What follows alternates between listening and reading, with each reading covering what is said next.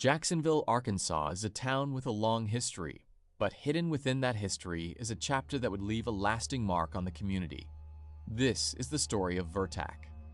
Long before the name Vertac became known across Arkansas, this land was part of a much larger wartime industrial complex. During the 1930s and 1940s, the area became home to facilities connected to the Arkansas Ordnance Plant.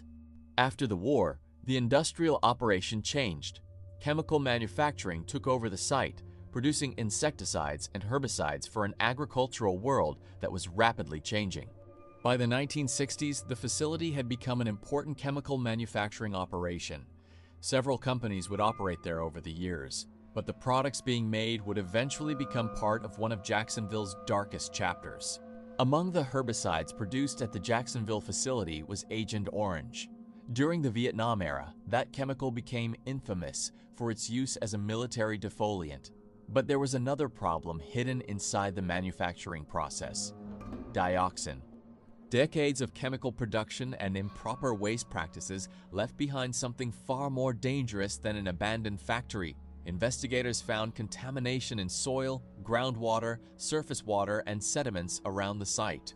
When the plant was finally abandoned, the problem wasn't simply going away. Nearly 30,000 deteriorating drums containing hazardous, dioxin-contaminated waste were left behind.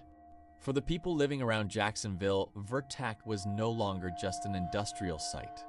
Questions began reaching into neighborhoods, yards, and homes. How far had the contamination traveled, and how dangerous was it? In September of 1983, the federal government took a major step. The Vertac site was placed on the EPA's Superfund National Priorities list. Jacksonville now had one of the nation's most serious environmental cleanup battles unfolding in its own backyard. Cleaning up Vertac would not be quick or simple. Beginning in 1984, federal and state authorities began a massive, complicated effort to contain, remove, and destroy the hazardous material.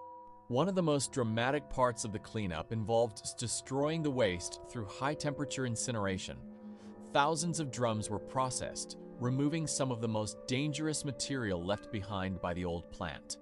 But the cleanup wasn't only an environmental battle. It became a legal one. Companies connected to the site faced years of litigation over responsibility for the enormous cost of cleaning up the contamination.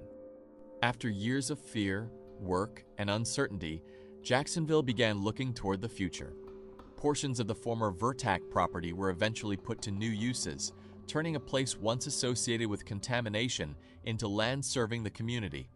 In 1998, Jacksonville officially marked the completion of the major cleanup effort. But Vertac's story didn't simply disappear.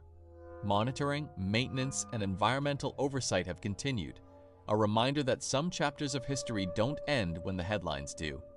Vertac is one of those stories that reminds us that every Arkansas town has a history worth uncovering, even the chapters we'd rather forget. This is River Roots, and we're keeping Arkansas history alive, one story at a time.